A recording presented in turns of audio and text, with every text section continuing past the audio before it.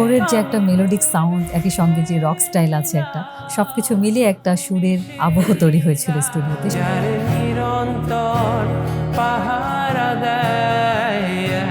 এই যে নামটা অনকোর, এই নামটা কিভাবে আসলো? মানুষ পছন্দ করছে, so why not actually release out.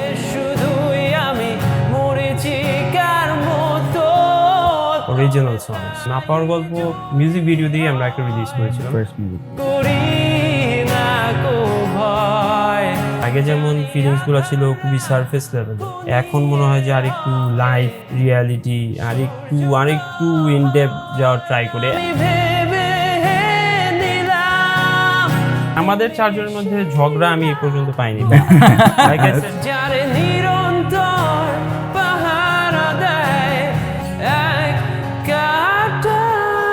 Exclusively একটা গান করতে চাই যেটা আমরা we are planning to release very soon.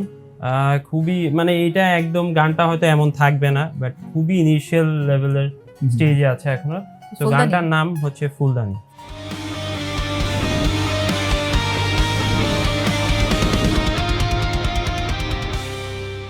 Hello দর্শক, সবাইকে স্বাগত জানাচ্ছি Bangla news acoustic lounge season 1 episode 7-এ। সঙ্গে আছি আমি মৌসুমী সুলতানা। আজকের অতিথি এমন একটি ব্যান্ড যারা নিজেদের মেলোডিক সাউন্ড আর অল্টারনেটিভ রক স্টাইল দিয়ে তরুণদের মধ্যে তৈরি করেছে আলাদা পরিচিতি। বলছি ব্যান্ড অনকোরের কথা। আজ শুনবো তাদের গান, গল্প আর পথ চলার গল্প। Let's welcome Encore. সবাইকে স্বাগত জানাচ্ছি বাংলা নিউজ অ্যাকোস্টিক লাউঞ্জে। কেমন আছেন আপনারা সবাই? হ্যাঁ, আলহামদুলিল্লাহ ভালো আছি। আমন্ত্রণ পেয়ে খুবই ভালো লাগছে। আমারও ভালো লাগছে। সরাসরি আপনাদের গান শুনবো আজকে। তো আমরা সবার সঙ্গে পরিচিত হব, কিন্তু তার আগে একটা গান শুনে আসতে চাই। কোন গানটা শুনবো? শুরু করতে চাই সায়ানাইড দিয়ে। খুবই আন্ডাররেটেড একটা গান, আমাদের নর্মালি শোজেও দেখা যায়, করা হয় না। So I would like to take the opportunity. Sure, cyanide আমরা গানটা শুনে এসে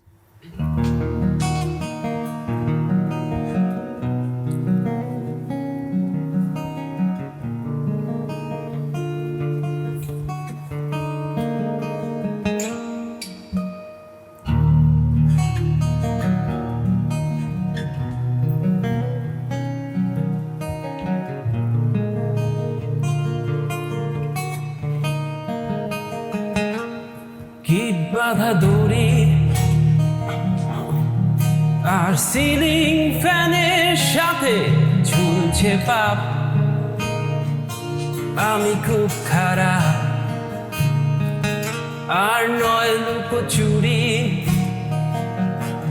8 তলা রেলিংহীন ছাদে থেকে লাভ, সব পাওনা মাফ। ব্যস্ত ক্রসিং এ সবুজ বাতি জ্বলার আগেই পারাপার, কি সহজ ব্যাপার। লাশ কাটা ঘরের দেয়াল জুড়ে থাকে মিথ্যে ছাপ। বলো আর কি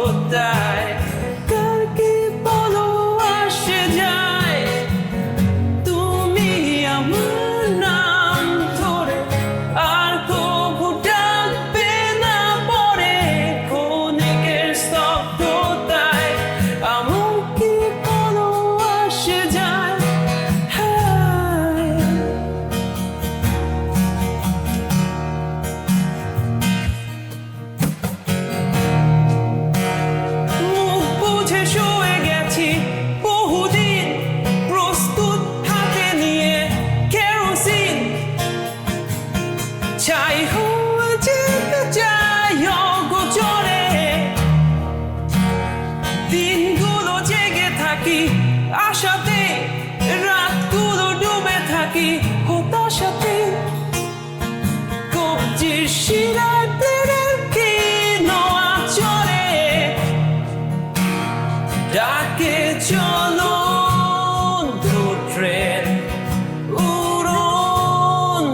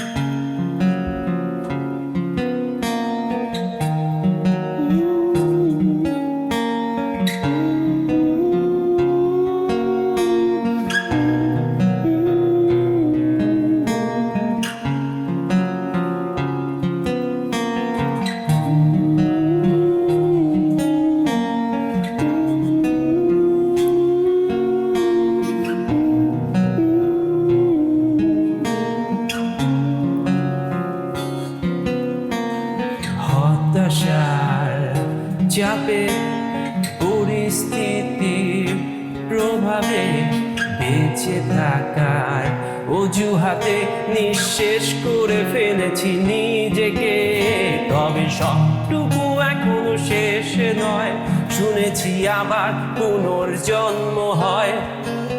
পূর্ব স্মৃতিহীন এক মানুষে কল্পনায় আর বাস্তবের মাঝে, তবে সবটুকু এখনো শেষ নয়, শুনেছি আবার পুনর্জন্ম হয়।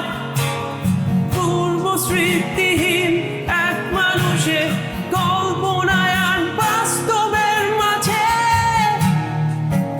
যে জানা সে জানে, যার বাঁচার সে বাঁচে, জীবনের মানে কেউ বলে। আবারও ঘুম ভাঙা রটে কিছু টান পেছনে ফেলে গোলা হল থেকে বহু দূরে ঘুটিয়ে নিজেকে, শামুকের খোলসে তোমাদের বৃথা আহ্বানে, এর মিথ্যে প্রলোভনে স্বার্থহীন মানুষের আত্মঘাতী মনুষ্যত্ব পিছু টান, কোলাহল গুটিয়ে নিজেকে, শামুকের খোলসে তোমাদের সমূহের শান্তহীন মানুষের আত্মঘাতী মনুষ্যত্ব।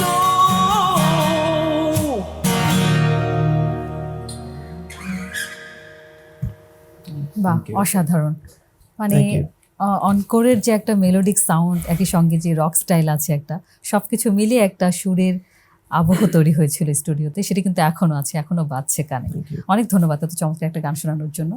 তো গান শেষ হলো, কিন্তু পরিচিত পর্ব যেহেতু এখনো হয়নি, একটু শুনতে চাই কে কোন দায়িত্বে রয়েছেন ব্যান্ডে। একটু ডান দিক থেকে যেতে চাই। সো আমি বেসিস্ট এবং ব্যাকিং ভোকালে আছি, ফায়াজ বিন আলম। আচ্ছা, আমি ইয়াকি রাবার ড্রামস বাজাচ্ছি অন পর্যন্ত। আচ্ছা, Ragib Yasser, I'm the lead guitarist of the band. ওকে, আমি শাকিবুল ইসলাম, আমি ভোকালসে আছি। আচ্ছা। সাকিব, একটু প্রথমে আপনার কাছে যেতে চাই। এই যে ব্যান্ডটার যাত্রা শুরু হলো, আমি যেটা শুনেছি আপনারা বন্ধুরা মিলে জ্যামিং করতে করতে এই ব্যান্ডটা তৈরি করেছেন। আসলে গল্পটা কি এরকমই ছিল? মানে পেছনে গল্পটা কি ছিল ব্যান্ড তৈরির পেছনে? বেসিক্যালি বন্ধুরাই, বাট আমি ওই বন্ধুদের মধ্যে ছিলাম না। বেসিক্যালি আমাদের ফাউন্ডার মেম্বাররা আসলে এখানে নেই উপস্থিত। আচ্ছা, ফাউন্ডার মেম্বাররা সবাই আসলে কারেন্টলি ব্রডে, এক একজন এক এক দেশে সবাই। সো আমি তাদের নাম নিতে চাই ডেফিনেটলি। প্রথমত ইয়ামিন আবরার এবং মোজাহিদ ইমাম বিশাল এবং মির্জা সাবির। সো ওরা তিনজন বন্ধু, তারা দিয়ে actually started the band. Then I think initially ওদেরও একজন ভোকালস ছিল, তারা হয়তো টুকটাক মিউজিক করতো, শোজ করতো। দেন সামহাও একটা স্টুডিওতে আমার পরিচয় হয় ইয়ামিন আবরারের সাথে, দ্য গিটারিস্ট। সো সেই পরিচয় থেকে তাদেরও একজন ভোকালিস্ট লাগতো একটা সময়। আচ্ছা, আমি গান গাইতে পারতাম, সো জিনিসটা ব্যাটে বলে লেগে যায় আর কি। সো আমিও জয়েন করি। দেন আসলে আমার নিজের কিছু গান ছিল, তো ভাবলাম যে আসলে সেই গানগুলো একটা মানুষের শ্রোতাদের কাছে যাতে পৌঁছে দেওয়া যায় সেই ব্যবস্থা করার। And rest is history actually. বাহ। একটু রাগিবের কাছে যেতে চাই। রাগিব, এই যে একটা জ্যামিং থেকে একটা ব্যান্ড, এই ট্রানজিশনটা কেমন ছিল? First of all, as he said, not the founder member of the band, but I joined 2023 SummerCon. I think মুজাহিদ আমাকে একটা টেস্ট করেছিল। আচ্ছা, আচ্ছা, 23-তে 2023 ব্যান্ডটা আরো আগে আরো আগে। আচ্ছা, আর কি, আগে যে ফেলো লিড গিটারিস্ট ছিল, তো তখন বললো যে he is going abroad and like একটা শো আছে, তো ওভাবেই হচ্ছে দেন প্যাডে আসা, ওদের সাথে জ্যাম করা, ও তো ওভাবেই হচ্ছে আমার স্টার্টটা কি জার্নিটা স্টার্ট হয়। এভাবে স্টার্ট হয়। আচ্ছা, আরো গল্প শুনবো, মাঝে মধ্যে নিশ্চয়ই অনেক অভিজ্ঞতা রয়েছে আপনাদের। একটু ফায়াজের কাছে যেতে চাই। এই যে নামটা অনকোর, এই নামটা কিভাবে আসলো, মানে So, কার মাথা থেকে আসছে? এটা অনেক আগের একটা গল্প। সো তখন আমিও ছিলাম না ব্যান্ডে বলতে গেলে। তখন আমাদের ম্যানেজার অ্যাকচুয়ালি যিনি ছিলেন, he put the name. So basically এটা হচ্ছে Encore, it's a French word which actually is যে ওয়ান্স অ্যাগেন। আচ্ছা, ওয়ান্স এগেন, এটা ফ্রেঞ্চ ওয়ার্ড, হ্যাঁ, অনকোর। yeah. ওকে, সো ওখান থেকে আর কি আসা, এই নামটা দেওয়া হয়, অ্যান্ড দেন এটাই রয়ে গেছে এখন এটাই রয়ে গেছে। সো এই আর কি। আচ্ছা, একটু ইয়াকিন কাছে যেতে চাই। আপনাদের যে নিজেদের মিউজিক জার্নিটা, এটাকে কিভাবে বর্ণনা করবেন? আমার অনকোর সাথে মিউজিকের জার্নিটা অনেক ডাইভার্স ছিল, বিকজ ফ্রম দ্য বিগিনিং আমার ইয়ামিন হারবার যার কথা বলা হচ্ছে আমার নিজের আপন বড় ভাই। সো আচ্ছা আচ্ছা, অনকোর আমি ফ্রম দ্য বিগিনিং ছিলাম না, জাস্ট লাইক ওদের সবগুলো মেম্বার্সই যখন চলে যায়, সো তখন হচ্ছে আমাকে হচ্ছে সাবির ভাই টেক্সট করে বললো যে যিনি ড্রামার, মানে রিয়েল দ্য অ্যাকচুয়াল ড্রামার যে সব গানগুলো কম্পোজ করেছেন, তো সে আমাকে ওই টোনটা দিয়েছে। অ্যান্ড দেখা গিয়েছে যে আমি অনকোরের সাথে কখনো আমার কাছে নিউ ফিলিং হয়নি, বা আমার ওদের সাথে কমপ্লিমেন্ট করতে বা কম্বাইন করতে কখনো কষ্ট হয়নি, কারণ হচ্ছে আমি ছোটবেলা থেকেই যখন আমার ঘরের স্টুডিওতে তারা রেকর্ড করতো, দেখা যেত আমি তাদের সাথে মানে থাকতাম। গানের সঙ্গে আপনার বড় হওয়া, বেড়ে ওঠা। সো আমার দেখা যেত যে সাকিব ভাইয়াকে আমি যখন থেকে দেখতেছি তখন মনে হয় আমি ড্রামস্টিকও ধরতে পারবো না, ড্রামস্টিকের হাইটার একটা ছিল আমি, তো আচ্ছা, তো এই জন্য তখন আমরা কখনো আর কি অনকোরের সাথে পারফর্ম করতে পারি যে এতগুলো ট্যুরস করতেছি, ইভেন আমার ফ্যামিলি থেকেও অনেক বেশি মানে সাপোর্ট করতেছে, জাস্ট বিকজ আমার ভাইয়ারা সবাই এখানে আছে। সো আমার জন্য অনকোরের সাথে মানে পুরো ওভারঅল জার্নিটা খুবই ইজি ছিল অ্যান্ড খুবই হ্যাপেনিং ছিল। একদম একদম অনেক সহজ ছিল জার্নিটা আপনার। ইয়াকিন, অনেক ধন্যবাদ। একটু সাকিবের কাছে আবারও যেতে চাই। Sure. আপনাদের লাইভ পারফরমেন্স থেকে আপনাদের এই জার্নিটা যতটুকু আমি জেনেছি, এবং দর্শকদের সঙ্গে কানেক্টেড হওয়ার পর, দর্শকদের আপনার রেসপন্স ভালো পাওয়ার পরেই কিন্তু আপনাদের নিজেদের গান আপনারা করেছেন। হুম। তো এই অভিজ্ঞতাটা একটু শুনতে চাই। হ্যাঁ, ইউর রাইট। অ্যাকচুয়ালি ইনিশিয়ালি আমরা শুরু করেছিলাম কয়েকটা কাভার দিয়ে, হয়তো যা করে কভার সং বাংলাদেশে, করেছেন হ্যাঁ, ফার্স্টে। কাভার সংস করতাম, হয়তো কয়েকটা school, college, universities, even ক্যাফেজ, radio shows, সব কিছুতে করার পরে এক সময় একটা দেখলাম যে আসলে মানুষ পছন্দ করছে, so why not actually release our original songs. So তখন অ্যাকচুয়ালি ওই তো আমার নিজের লেখা কিছু গান ছিল, সো ভাবলাম যে সবাই যেহেতু আছি, একটা ব্যান্ড ফর্মে যেহেতু আছি, এটাকে একটা পরিপূর্ণ গানের রূপ দেওয়া যায়। তো সেটা দেওয়ার পরই আই থিঙ্ক আমরা শুরুতে না পাওয়ার গল্প, আই থিঙ্ক উই রেকর্ডেড না পাওয়ার ফার্স্ট। না পাওয়ার গল্প। হ্যাঁ, সো না পাওয়ার গল্প মিউজিক ভিডিও দিয়ে আমরা একটা রিলিজ করেছিলাম। First music video. সেইটাতে আমরা একটা বেশ ভালো একটা রেসপন্স পাই। দেন আমরা অডিওতে স্রোতস্বিনী আমরা রিলিজ করি।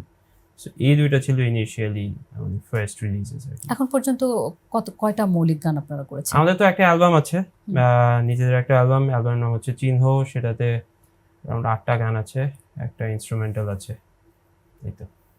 আর এরপরে আরো কয়েকটা মানে সিঙ্গেলস হিসেবে আমরা কয়েকটা রিলিজ করেছি, আই থিঙ্ক নিয়ে যাও, নীলাঞ্জনা। আর গ্রীষ্ম। সো 3টা আরো সিঙ্গেল রিলিজেস আছে আর কি। প্রত্যেকটা গানের পিছনে নিশ্চয়ই অনেক গল্প রয়েছে। রাগিব, একটু শুনতে চাই, না পাওয়ার গল্পের পিছনে গল্পটা কি ছিল? অ্যাজ আই সেড, মানে আমি ওর জন্য একটু কষ্টকর আমি জিনিসটা, 23-তে জয়েন করেছি। সো ইটস লাইক মানে আমি জয়েনের আগেই the album was like there, right? So মানে আমি অ্যাজ লাইক অবশ্যই এটা জানার কথা। হ্যাঁ, আচ্ছা, এটা তাহলে নিশ্চয়ই আমি Shakib obviously Sure, sure. Shakib সাকিবের এটা কাছে একটু বেটার শুনতে বলতে পারবে চাই। আর কি। এই আচ্ছা, গল্পটা। না পাওয়ার গল্প অ্যাকচুয়ালি অ্যাজ হি সেড যে ওর জানার কথা না, কারণ হি জয়েন্ড ইন 2023 এন্ড না পাওয়ার গল্প আই থিঙ্ক রিলিজ হয়েছে 2013 or 14, হ্যাঁ অ্যারাউন্ড এই টাইমে। হ্যাঁ সো অলমোস্ট 10 ইয়ার্স আগে গানটা রিলিজ করা। অনেক আগের গান। হ্যাঁ, তো এটার স্টোরিটা হচ্ছে রেকর্ডিং স্টোরি নাকি অ্যাকচুয়ালি কিভাবে লিখেছি এটা কিভাবে জানতে এই গানটা আসলো, মানে গানটার পিছনে, গানটা তৈরির পিছনে বা গানটা লেখার brainstorming পিছনে process গল্পটা? maybe. Brainstorming process. সো আমি যেটা আমার সং রাইটিং প্রসেস যেটা হয়, আমি তো নিজে থেকে অনেক আগে থেকে গান করি, তো টুকটাক গিটার বাজাতে বাজাতেই আমি খুবই র্যান্ডামলি, আমার সং রাইটিং প্রসেস এমন না যে আমি এখন একটা গান লিখবো, আমি বসলাম আমি লিখলাম, এমন না। এরকম না, এটা খুবই তো র্যান্ডাম, হয়তো 2 লাইন মাথায় আসলো, সেটা আমি গিয়ে নিলাম একটা সুরে, এরপর আবার সেটাকে আরো কিছু অ্যাড করলাম কয়েকটা লাইন। সো একটু টাইম নিয়ে আমি করি, সো সেইভাবেই করা। আর আরো অলমোস্ট কয় বছর, প্রায় 15-16 বছর হয়ে গেছে, তখন আমার বয়স আরো হয়তো ইয়াং ছিলাম। তো তখন যেটা হয় যে প্রেম ভালোবাসা এইসবের প্রতি একটা আকর্ষণ থাকেই। সো ওইসব নিয়ে এই গানটা কিন্তু না পাওয়ার গল্প অনেকটা রিলেটেড টু ব্রেকআপ, হার্ট ব্রেকস, এসব নিয়ে। এটা প্রেমের গল্প বা ব্যর্থতার Right, গল্প এরকম right. হতে পারে। হারানোর তো গল্প। গান কি মূলত লিরিক আপনিই লেখেন? আমি সোফার আমার আচ্ছা, দেখা যখন গান লেখেন তখন এখন কোন বিষয়টা মাথায় আসে? সেই সময় নয় প্রেম, ব্যর্থতা, বিচ্ছেদ ছিল, এখন কি বিষয়গুলো মাথায় আসে গান লেখার এখন সময়? ডেফিনেটলি আরেকটু ইন ডেপথ যাওয়ার ট্রাই করি। আগে যেমন ফিলিংস গুলো ছিল খুবই সারফেস লেভেলের, এখন মনে হয় যে আরেকটু লাইফ রিয়ালিটি আরেকটু ইন ডেপথ যাওয়ার ট্রাই করি। এখন নর্মালি আসলে যেমন আমাদের স্রোতশ্রেণী না পাওয়ার গল্প কিন্তু হিট খেয়েছে প্রেম, ভালোবাসা এই জাতীয় লিরিক দেখেই। এখন মাঝখানে আমরা এমনও গান করেছি যেগুলো অনেক ইন ডেপথ বা একটু আউট অফ দ্য বক্স লিরিকের, হয়তো ওইটা মানুষের রিচ করে না এত ইজিলি, বাট এখন ট্রাই করলেও আসলে ওই টাইপের আমি পারি না, কারণ আমি ম্যাচিওর হয়েছি ওভার টাইম। সো আমার লিরিকও দেখা যায় যে আর একটু ম্যাচিওরড হয়। সো ইয়া, একদম তাই। একটু ফায়াজের কাছে যেতে চাই, কোন দল বা সেটা দেশি বা বাইরের বিদেশি হতে পারে, কোন দল আপনাদেরকে সবচেয়ে বেশি ইনফ্লুয়েন্স করে? অ্যাকচুয়ালি বলতে গেলে এখানে এক একজন এক এক মেম্বারের ডিফারেন্ট জনরার হচ্ছে মিউজিক পছন্দ করি আমরা সবাই, বাট আমরা সবাই যখন একত্রিত হয়েছি তখন হচ্ছে আমাদের এই জনরাটাই আমাদের মূল হয়ে দাঁড়িয়েছে। সো যেমন আমি ছোটবেলা থেকে শুনেছি অনেক হেভি মেটাল শুনেছি, আবার দেন এগেন আমি নিজেও ক্লাসিক্যাল করতাম, আমার ভাইদের দেখতাম মেটাল করতে। সো অনেক মেটাল ব্যান্ডস থেকেও অনেক ক্লাসিক্যাল ইয়ের থেকেও আমার আশা জনার। সো এটা কাইন্ড অফ ভার্সেটালিটি অ্যান্ড সবার মধ্যে এই জিনিসটা আছে, দ্যাটস ওয়াই আমাদের এত ইজি হয়ে গেছে আর কি কম্বাইন করতে। অনেক ইজি। ইয়াকিন, একটু আপনার কাছে যেতে চাই। ফায়াজ যেটা বলছিল যে একটা আপনারা সবাই মিলে একটা কম্বাইন করেন, তো যখন একটা গান আপনারা করেন, তৈরি করেন, সেই ক্ষেত্রে টিম প্রসেসটা কেমন হয় আসলে? সোফার দেখা গিয়েছে যে আমি একটা গানের পিছিয়ে আমার আউটপুট দেওয়ার চেষ্টা করছি, কিছুখানি আমার এফোর্ট আছে ওই গানটার পিছে। সো ওই গানটা দেখা গিয়েছে যে খুব র্যান্ডমলি জাস্ট দেখা গিয়েছে সাকিব ভাই হচ্ছে প্যাডের মধ্যে এমনি গাচ্ছে, সো ওটা পিছিয়ে আমি বলতেছি যে ভাইয়া চলো আমার বাজে এটা একটু, আমি এটা টু একটা বিট আসছে আমার মাথায়, তো অমনে করে ওয়ার্ক অন করে গেছেন খুবই ইজিভাবে। মানে আমার জন্য খুব আমি খুব ফর্চুনেট যে আমি লাকিলি খুবই একটা কম টাইমের মধ্যে আমরা পুরো গানটা নিয়ে একটা কমপ্লিট একটা গানের মধ্যে এনে ফেলতে পারছি। অ্যান্ড আমরা এরপর থেকে আমরা বেশ কিছু লাইভ শোজে ওটা পারফর্ম করেছি, অ্যান্ড মানুষের রেসপন্সও খুব ভালো পাচ্ছি। সো আমার কাছে মনে হচ্ছে যে মানে আমার জন্য জিনিসটা ওয়ার্থ ইট হচ্ছে, বিকজ আমার কাছে অনকরের সাথে পারফর্ম করা বা কম্পোজ করাটা একটু ফার্স্টের দিকে চ্যালেঞ্জিং হয়ে গিয়েছিল, বিকজ আমি কমপ্লিটলি একটা ডিফারেন্ট জনার থেকে বিলং করি। আমি আগে পপ, ইন্ডি এগুলো পারফর্ম করতাম ম্যাক্সিমাম টাইম। সো রকে বা একটু এর চেয়ে একটু হেভিয়ার মিউজিকে যেতে আমার জন্য একটু আউট অফ দ্য বক্স চিন্তা করা লেগেছে আমার। সো বাট সো ফার আমাকে সবাই অনেক ভালো মতো সাপোর্ট করতে পারছে, অ্যাসিস্ট করতে পারছে। সো আমার জন্য ইজি হয়ে গেছে আর জিনিসগুলো, কষ্ট হয়নি খুব একটা। ইজি জার্নিটা হয়ে গেছে। ইয়াকিন, অনেক ধন্যবাদ। একটু রাগিবের কাছে যেতে চাই, যখন এই যে টিম প্রসেসটা হয়, মতবিরোধতা হয় তাই না একটা টিমে, তো সেটাকে কিভাবে ম্যানেজ করেন আপনারা? না মানে সবারই একটা কমন গ্রাউন্ড থাকে বেসিক্যালি, যেমন অ্যাজ ই সেড মানে ও ইন্ডি পপ, যেমন আমি আবার কেন্দা ফায়াজের মতো লাইক ভার্সেটাইল। আমি আমার আগের যে ব্যান্ডগুলো ছিল ওগুলো মোস্টলি সব মেটাল আর প্রোগ্রেসিভ রক এরকম। তো দেখা গেছে যে ওই একটা কমন গ্রাউন্ড থাকেই, যেখানে হচ্ছে সাপোজ সাকিব একটা যদি রিফ নিয়ে আসে বা থটস নিয়ে আসে যে হ্যাঁ লাইক আমার মাথায় এটা চলতেছে যে দেখো এটা নিয়ে কিছু করা যায় কিনা, তো তখন দেখা যায় যে আমরা ইনপুটগুলো দেওয়ার ট্রাই করি, যে আমার একটা সেট অফ কর্ড থাকে বা ও যেটা থাকে ওটার উপর একটা ইম্প্রোভাইজ করি। দেন ফায়াজের হচ্ছে থটসগুলো শেয়ার করে, ইয়াকিনের যেটা বললো বিটসগুলো শেয়ার করে। দেখা যায় যে ওই এভাবেই আর কি হয়। আর ওই মতবিরোধ যেটা বলেছেন ওইটা আসলে ওই তো মানে নিজেরাই আসলে ডিসকাস করে অনেকের মধ্যে তো আবার একটু ঝগড়াঝাটি হয় তাই না, না? bandmate হয় না ঝগড়াঝাটি মানে আমার কাছে মনে হয় ব্যান্ডমেট ব্রাদার্স এর মতো, লাইক ইউ নো মানে ঝগড়া like থাকা ঘরের উচিত, জিনিস ঘরে নাহলে রাখতে চায়। sort একটু তো out মতবিরোধ থাকতেই হবে। এইটাই আমি আর কি। একটু অ্যাড করতে চাই যে হ্যাঁ। মানে আমাদের চারজনের মধ্যে ঝগড়া আমি এই পর্যন্ত পাইনি। না। লাইক আই সেড, তো খুবই ভালো। ফাউন্ডার মেম্বার্স লাইক ওরা কিন্তু ফ্রেন্ডস, লাইক আচ্ছা আচ্ছা। মুজাহিদ, Sabir, Yamin, and I have seen a lot of fights. মানে আচ্ছা। sometimes তাই নাকি? মানে আমরা কি মিউজিক ধরনের একটু খুব অফ ভয়াবহ রাখতাম, রকম? হ্যাঁ, যে আমিও না, শুনেছি। ঝগড়াটা শেষ হোক আগে। So yeah, right. যাক, আপনাদের ভিতরে এখন এই অভিজ্ঞতাটা হয়নি, হ্যাঁ। সেটা একটা good ভালো for us, কথা। good for us. Good for us. তো আমরা আপনাদের আরো মজার মজার অভিজ্ঞতাগুলো শুনবো, Sure. আরো আড্ডা দিব, তবে আরেকটা গান শুনে আসতে চাই। এবার কোন গানটা শুনবো? I think আমরা এক্সক্লুসিভলি একটা গান করতে চাই যেটা আমরা we are planning to release very soon. খুবই মানে এটা একদম গানটা হয়তো এমন থাকবে না, বাট খুবই ইনিশিয়াল লেভেলের স্টেজে আছে এখনো। তো ফুলদানি? গানটার নাম হচ্ছে ফুলদানি। ফুলদানি আছে। আচ্ছা, আমরা শুনে আসি গানটা।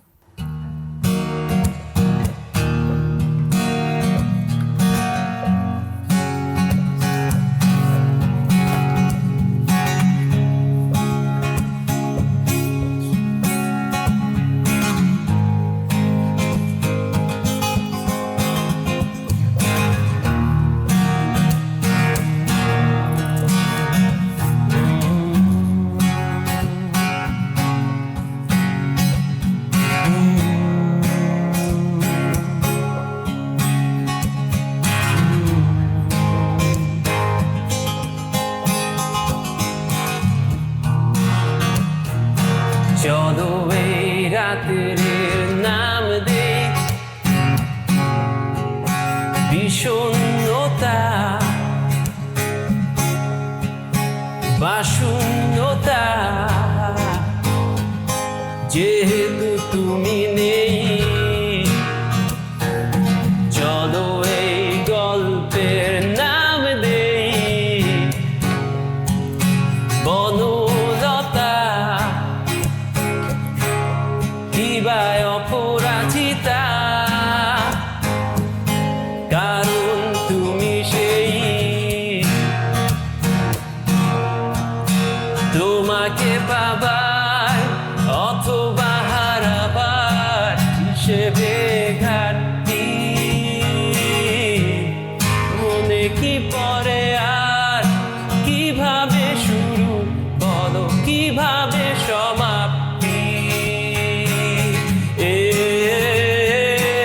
একটা ফুল আমি দিতাম না যদি জানতাম চেয়েছিলে তোরা। আমার দেয়া ফুল দানিটা ভেঙেছিলে যখন আগে দিও জোড়া, আগে দিও জোড়া।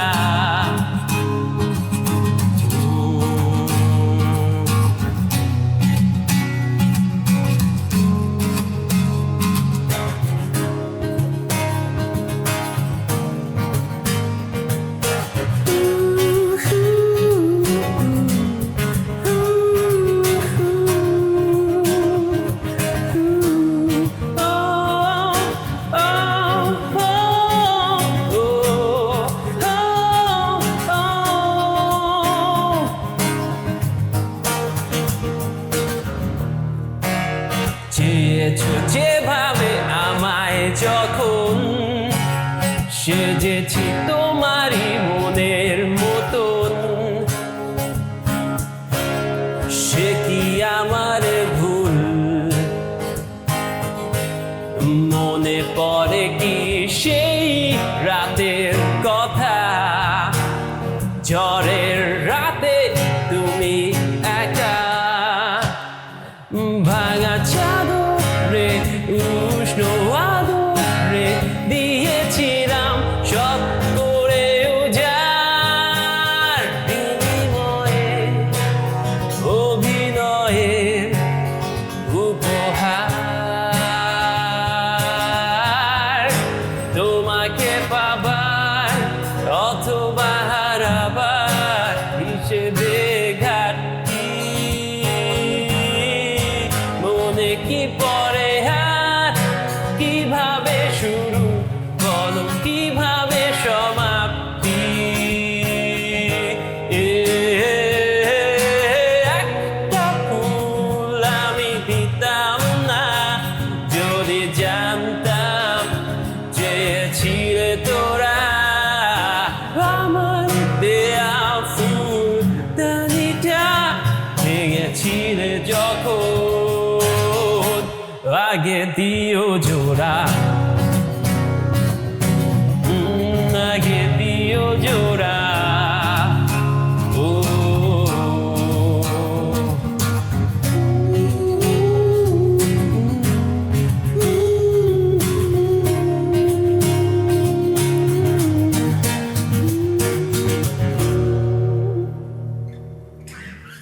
বাহ, অসাধারণ, অনেক চমৎকার একটা গান শুনলাম। নিশ্চয়ই দর্শকদের এই গানটা ভালো লাগবে, যারা অপেক্ষা করছেন অন করে গান hope. শুনবার জন্য তাদেরও I hope. নিশ্চয়ই অনেক ভালো লাগবে।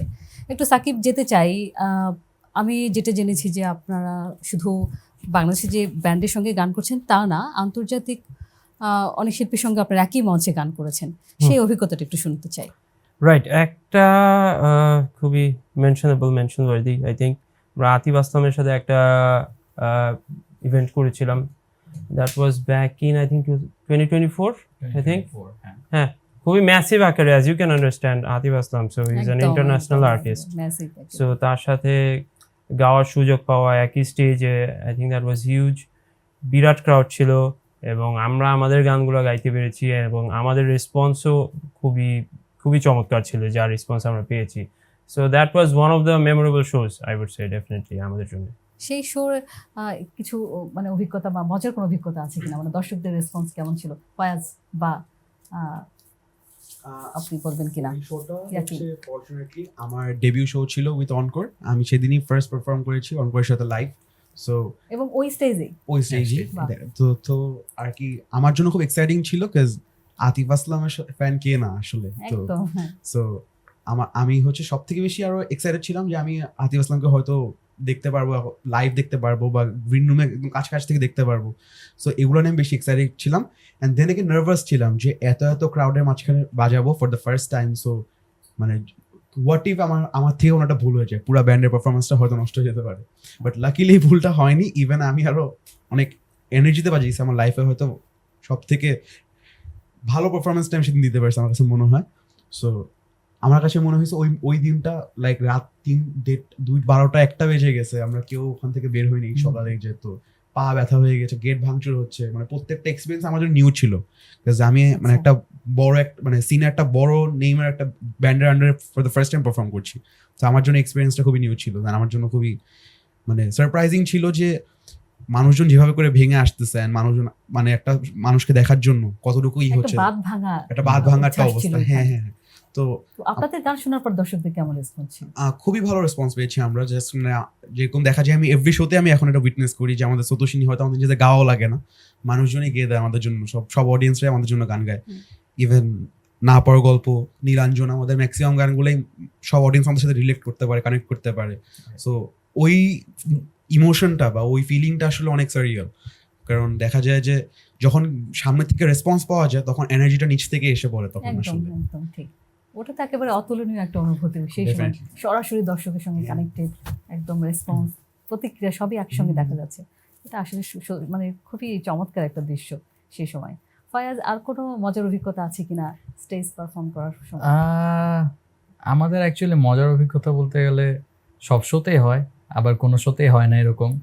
মানে যেটা এক্সপিরিয়েন্স করি আমরা সব থেকে ভালো লাগে যেটা, যে মানুষ এখনো আমাদের মানে যে পরিমাণ ভালোবাসা এখনো দেখায়।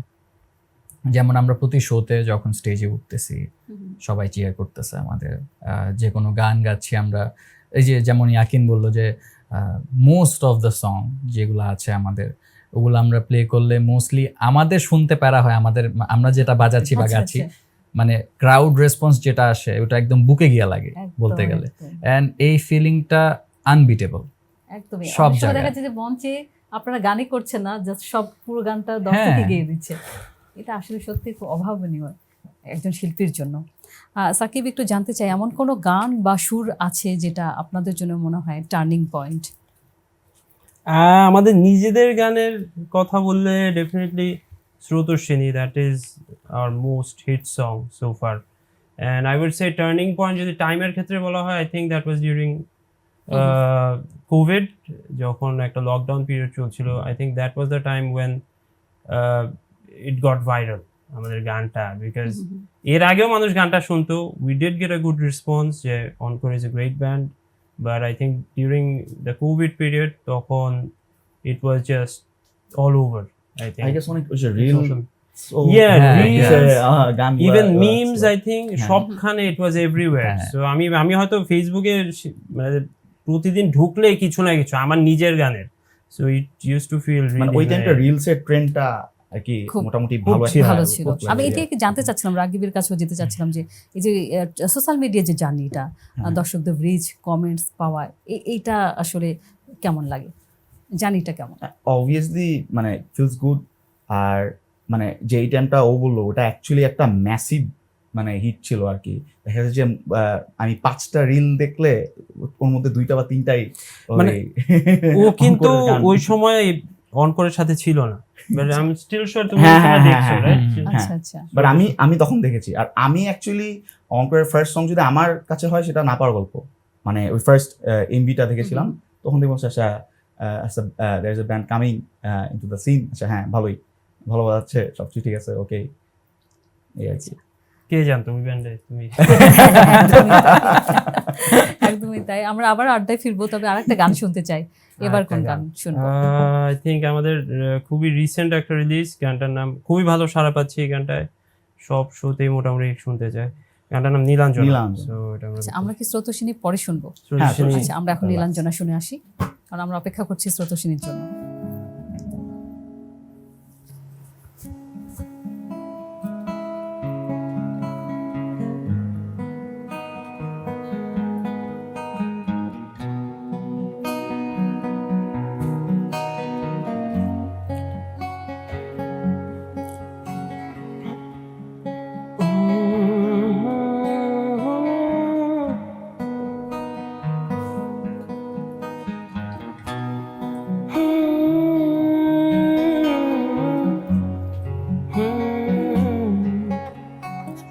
হে নীলাঞ্জনা, সাথে যাবে কি আমার?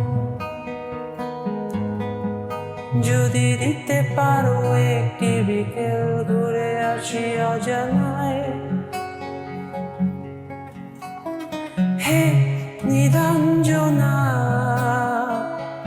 বেলা হলো শেষ, চাইলে ভেবে দেখো আরেকবার, পারাবার আগে হাত। ও তোমায় যারা নীল গালি চায়, একটু ওরা যায় না। তুমি না মেঘের বাগিচায় রংধনু ছড়ায়, না না না। আমার বুকে মাথা রেখে তুমি ধরতে কত বায়না।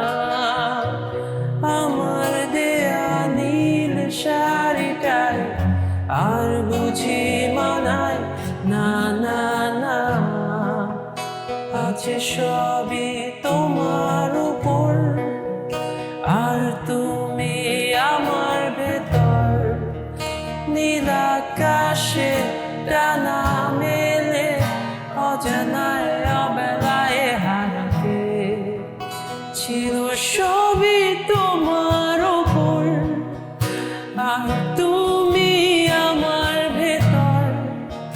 পাহাড় তুলে সাগরে পাড়ি দাও বহুদূর জাহাজে।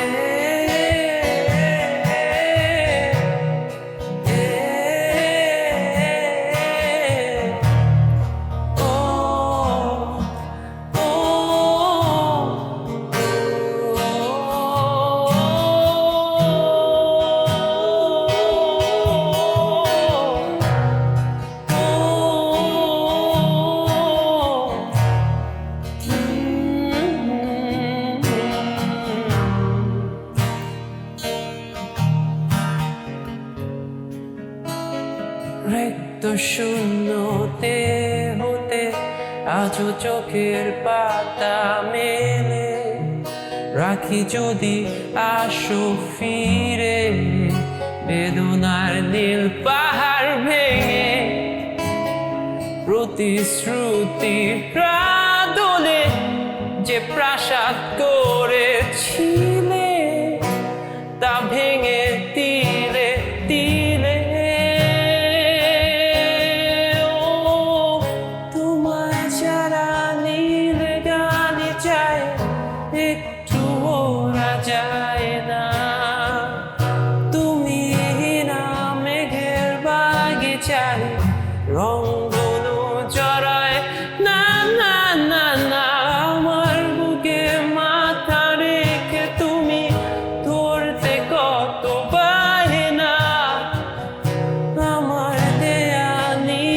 শাড়িটাই আর বুঝি মানায় না না না আজ সবই তোমার উপর আর তুমি আমার ভেতর নীল আকাশে টানা মেলে অজানায় অবেলায় হারাতে ছিল সবই তোমার উপর আর তুমি আমার ভেতর পাল তুলে সাগরে পাড়ি দাও বহু দূর জাহাজে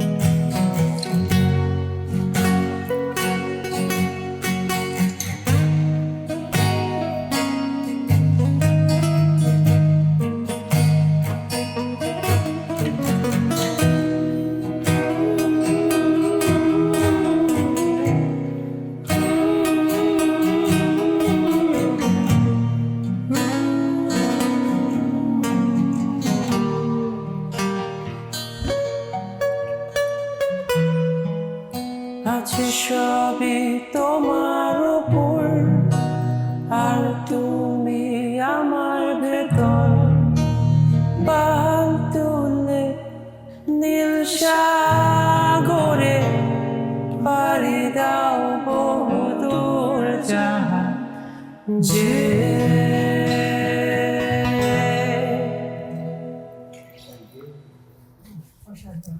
মানে আসলে এই গানটা সুর এবং কথার জন্য বোধহয় Thank দর্শকদের you, কাছে thank এতটা you. জনপ্রিয়তা পেয়েছে। অসাধারণ অসাধারণ, অনেক ধন্যবাদ Thank you. এত চমৎকার একটা গান শোনানোর জন্য। নিশ্চয়ই দর্শকরাও মুগ্ধ হয়েছেন আমার সঙ্গে সঙ্গে। একটু সাকিব জানতে চাই, এখন বর্তমানে কি নতুন কোনো প্রজেক্ট নিয়ে কাজ করছেন কিনা বা নতুন কোনো অ্যালবাম আসছে কিনা সামনে? এই প্রশ্নের উত্তর দেওয়ার আগে আমি আবার মনে করিয়ে দিতে চাই আমাদের ফাউন্ডার মেম্বার্স যারা, তারা অ্যাকচুয়ালি মানে ইয়াকিন এবং রাগিব, তারা দুজনেই কিন্তু এখনো আই গেস অরিজিনাল কোনো সঙ্গে ইনপুট দেওয়া হয়নি, বাট ভেরি সুন মেবি হতে পারে যে আমরা রিলিজ দিব, বিকজ সব মেম্বার ছাড়া কোনো একটা গান রিলিজ দেওয়া একটু একটু কষ্টকর, বিকজ অ্যাজ আ ব্যান্ড সবার ইনপুটই আই ফিল যে ইম্পর্টেন্ট। সো আমরা কাজ করছি, আমরা ইনফ্যাক্ট লাইভেও গানগুলো করি, বেশ কয়েকটা গান আমাদের হাতে আছে। Very soon I think, you never know, আমাদের ইফ উই ফিল লাইক, আর অনেস্টলি সবাই পার্সোনাল লাইফ নিয়েও একটু বিজি, সো সব মিলে যদি আমরা সময় বের করে ফেলি, I think it wouldn't take long actually. একদমই তাই।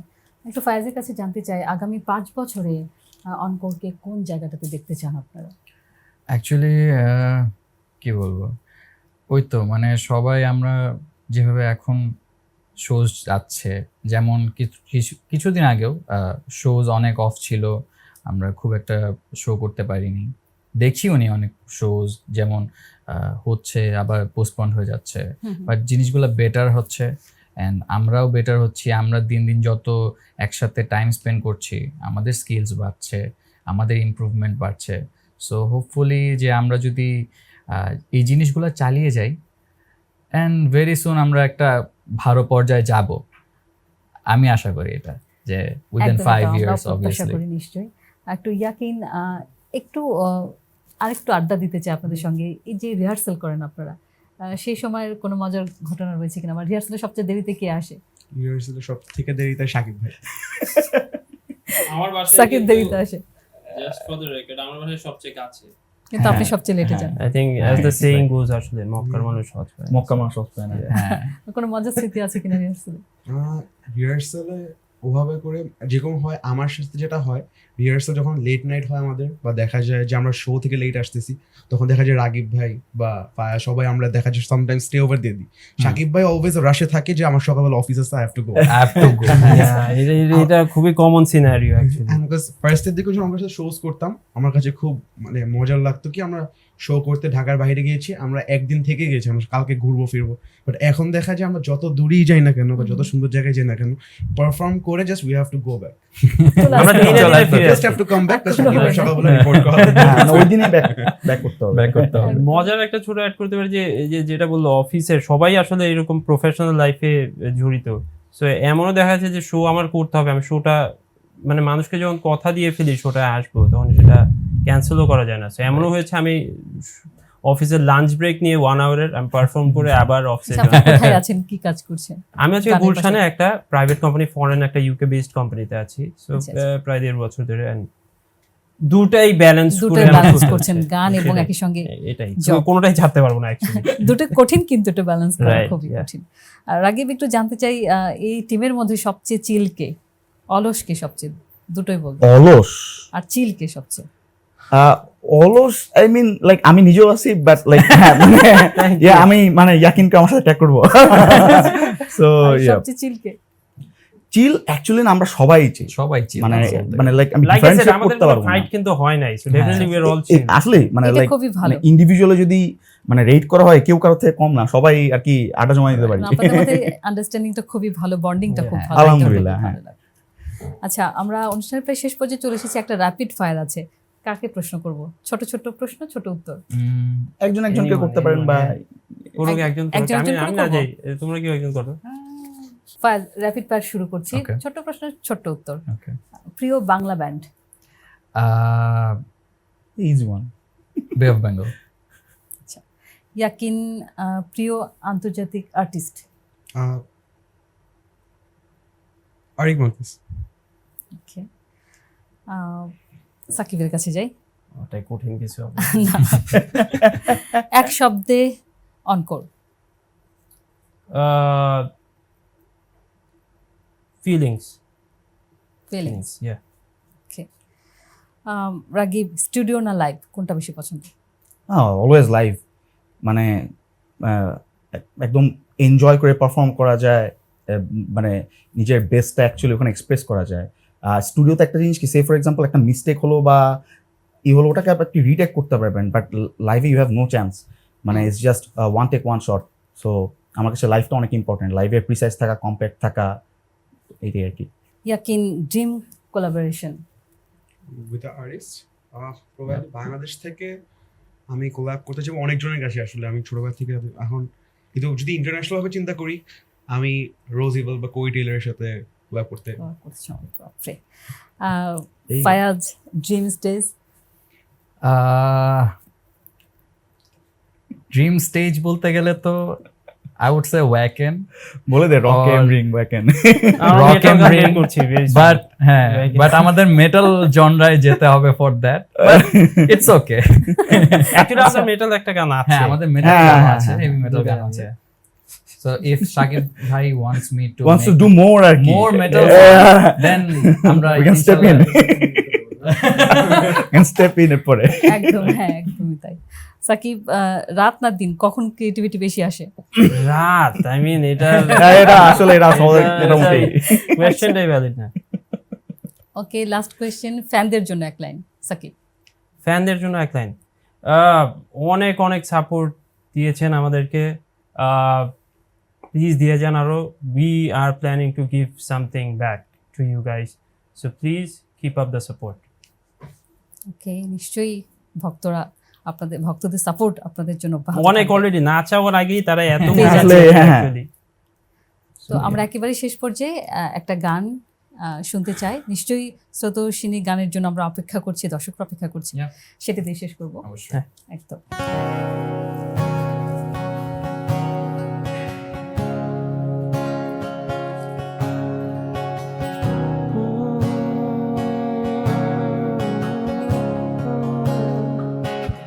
শ্রাবণ ধারায় এত চেনা কি খুঁজে পাও, যাওয়ার মাঝে নেই এক বিন্দু পরিমাণ আমার সরল রেখার চিন্তা ধারায় আড়াআড়ি করে দাও।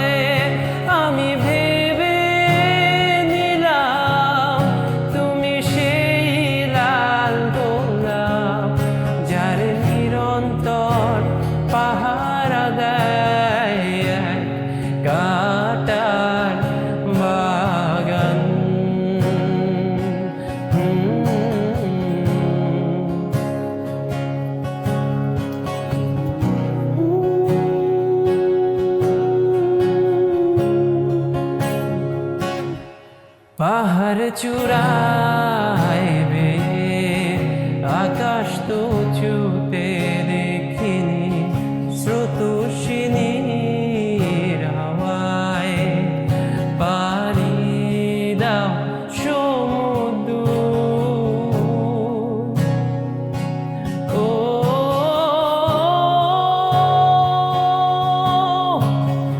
আছড়ে পড়ে সে ঢেউ আমার বুকে দুরন্ত বেগে, নাকি কাঁদিয়ে আমাকে সে চোখের জলে ভেজো। তৃষ্ণার তোর হৃদয়ে শুধুই আমি মরিচিকার মতো, তবে তাই যদি হয় করি না কো ভয়, জানি আধার রাত ঘনিয়ে হবে সূর্যোদয়। আমি ভেবে নিলাম তুমি সেই লাল গোলাপ, যারে নিরন্তর পাহারা দেয় এক কাঁটার বাগান।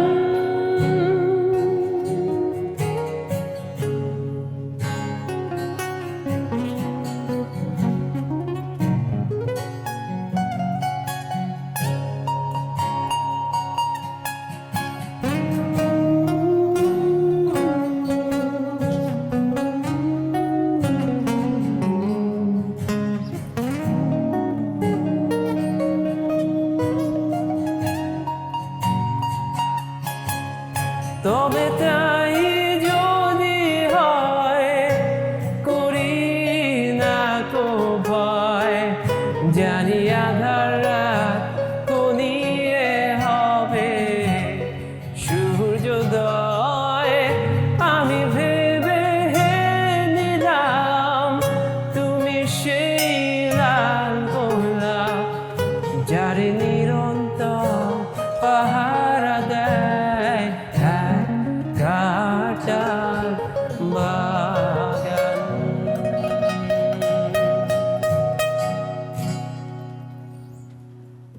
বাহ, অসাধারণ!